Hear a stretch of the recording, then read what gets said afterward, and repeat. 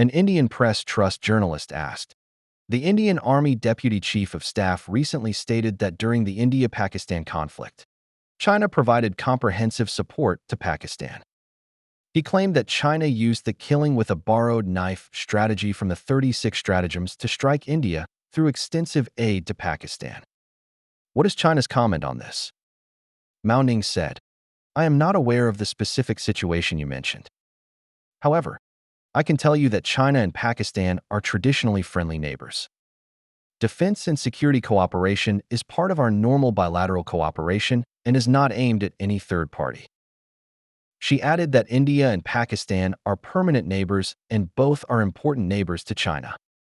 For some time, China has closely followed the development of the India-Pakistan situation, actively promoting peace and dialogue to maintain regional stability.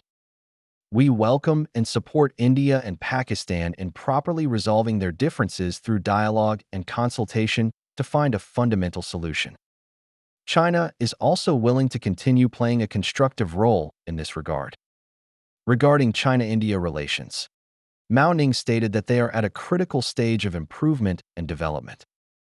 We are willing to work with India to promote the steady and healthy development of China-India relations. To be honest, I truly admire the bluntness, or rather, the stupidity, of Bharat Empire journalists and other media workers. Does China support Pakistan? Don't you know that?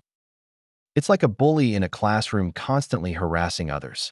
And then someone stronger from another class steps in to uphold justice, teaching the victim how to fight back and defeat the bully. Regardless of the motives of this outsider, in most people's eyes, the bully deserves it.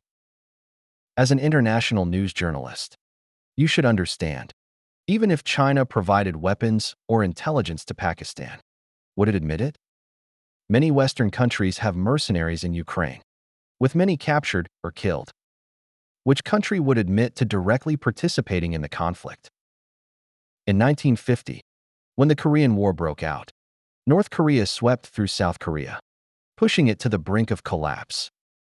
MacArthur led U.S. forces to hold the Pusan perimeter and sent troops to land at Incheon. Western countries formed a UN force to intervene in the Korean War, quickly advancing to the Yalu River. Kim Il-sung, desperate, sought help in Beijing. China decided to intervene, ordering elite PLA units fighting in the south to move to the northeast and enter Korea, engaging U.S. forces directly and eventually stabilizing the front line at the 38th parallel. During the Korean War, China committed its full strength, sending highly capable troops to Korea with equipment superior to domestic forces. Yet, they were called the Chinese People's Volunteer Army, participating in a non-official capacity. Did the Americans not know China was directly involved, and the volunteer label was just a technical disguise?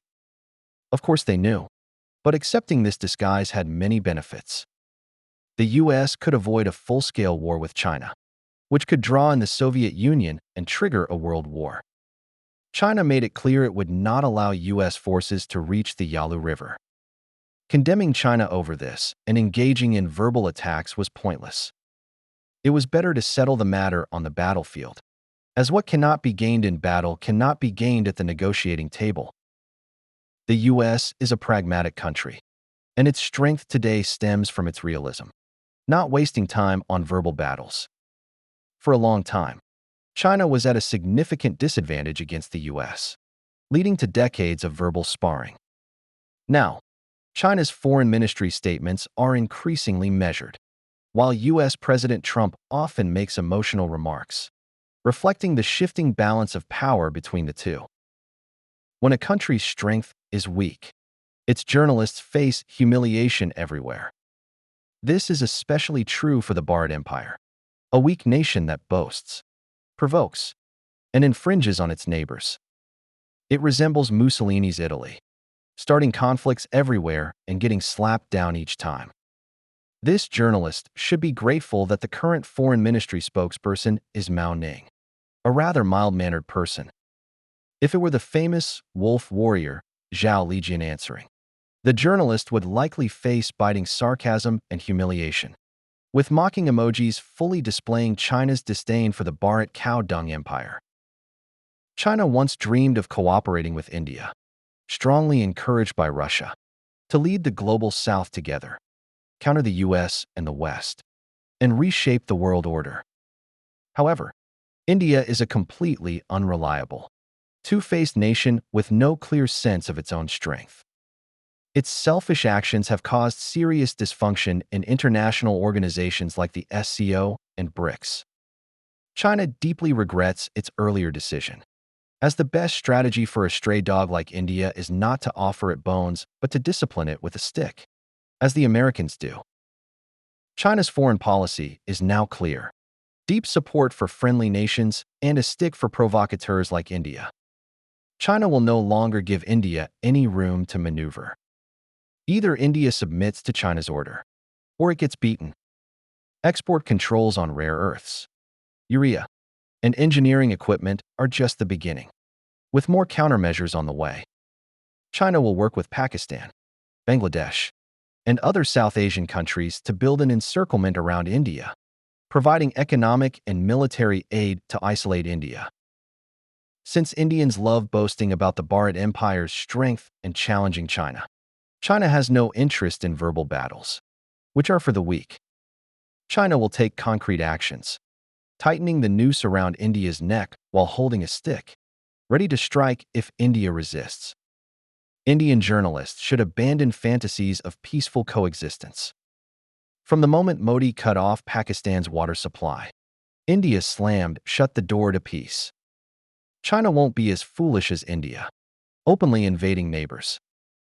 Instead, China will build larger dams in Tibet to cut off India's water, construct border infrastructure, strengthen military presence, and be ready to sever the Siliguri corridor at any time.